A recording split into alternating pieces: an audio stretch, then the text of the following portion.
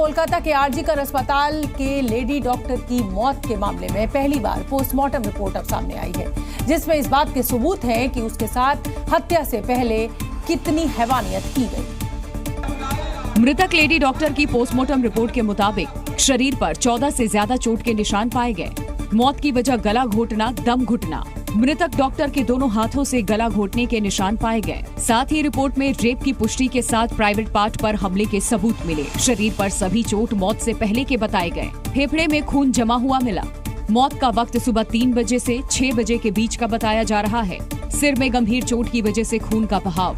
फिलहाल विसरा, ब्लड और दूसरे इकट्ठा किए गए नमूनों को विश्लेषण के लिए लैब में भेज दिया गया है। पीएम रिपोर्ट में कहा गया कि पीड़िता के शरीर और प्राइवेट पार्ट में लगी चोट। पोस्टमार्टम रिपोर्ट में ये साफ है कि पीड़िता के शरीर और प्राइवेट पार्ट में लगी सभी चोटें उसकी मौत से पहले की हैं।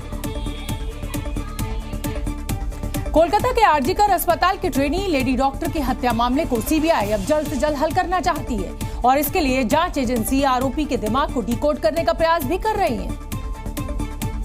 सीबीआई जांच भी गिरफ्त में आए आरोपी संजय रॉय पर टिकी है। पुलिस और सीबीआई के सामने उसने गुनाह कबूल किया, लेकिन गुनाह क्यों किया इसका राज जानने के लिए सीबीआई ने मनोवैज्ञानिक टेस्ट का सहारा लिया, जिसके जरिए जांच एजेंसी ये जानने का प्रयास कर रही है कि क्या संजय रॉय के अलावा भी इस केस में कुछ शामिल है। संजय ने पीड़िता के साथ आखिर इतनी बर्बरता क्यों दिखाई? क्या संजय पर भी किसी तरह का दबाव बनाया गया?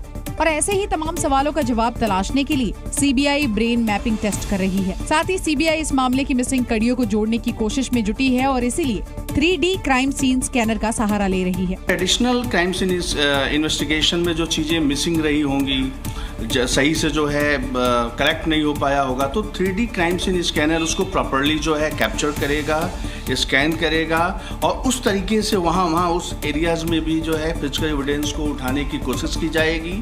अब ब्रेन मैपिंग टेस्ट से संजय रॉय के स्वभाव और उसकी मानसिक स्थिति का पता चलेगा। संजय रॉय आरजीकर अस्पताल में बतौर वॉलंटियर काम करता था और कोलकाता में रहते हुए भी वो अपने घर वालों के संपर्क में नहीं था। संजय रॉय 2019 में कोलकाता पुलिस के डिजास्टर मैनेजमेंट के लिए वॉलंटियर बना और उसे कई सुविधाएं मिली हुई थी और बाद में अपने नेटवर्क के दम पर वेलफेयर सेल में शामिल हो गया। उसे कोलकाता पुलिस की 4थी बटालियन में भी घर मिला हुआ था। संजय रॉय अक्सर आरजीकर अस्पताल की पुलिस चौकी में मौजूद रहता था। संजय रॉय पर जबरन वसूली, महिलाओं को डराने धमकाने समेत कई मामलों की भी जांच हो रही है। संजय रॉय का परिवार भी इस घटना से बेहद दुखी है। हम जन्म के भागिया, तुम्हारा माँ से पूछ लेना, बोले जन्म के भागिया, कर्म कर रहे उसके बाप। इस बीच जी मीडिया की टीम संजय रॉय के घर पहुंची, जहां कई अहम खुलासे हुए, जिसके मुताबिक संजय रॉय अपने घर वालों के संपर्क में नहीं था। संजय रॉय पिछले 2 साल से घर में नहीं आ रहे हैं। वो शादीशुदा है, लेकिन उनका बीबी है कि नहीं वो भी किसी को मालूम नहीं है। संजय रॉय पर पहले भी महिला डॉक्टर से बदसलूकी करने का आरोप लग चुका है। इधर अस्पताल के पूर्व प्रिंसिपल संदीप घोष की भूमिका भी इस पूरे मामले में सवालों के घेरे में है, जिनसे सीबीआई लगातार पूछताछ कर रही है। जिनसे जांच एजेंसी लगातार पूछताछ कर रही है और तमाम सवालों के जवाब तलाशने का प्रयास कर रही है।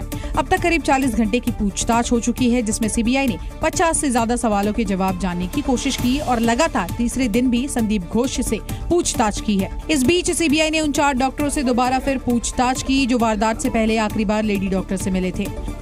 इस बीच कई सवाल ऐसे भी हैं जिनके जवाब सभी लोग जानना चाहते हैं, क्योंकि पीड़ित से जिस तरह की दरिंदगी की गई उससे ऐसे सवाल उठना लाजमी है। डॉक्टर की चीख किसी ने नहीं सुनी। क्या लेडी डॉक्टर का मुंह बंद किया गया? क्या हत्या के बाद अस्पताल लाया गया शव? हत्या को सुसाइड क्यों बताया गया?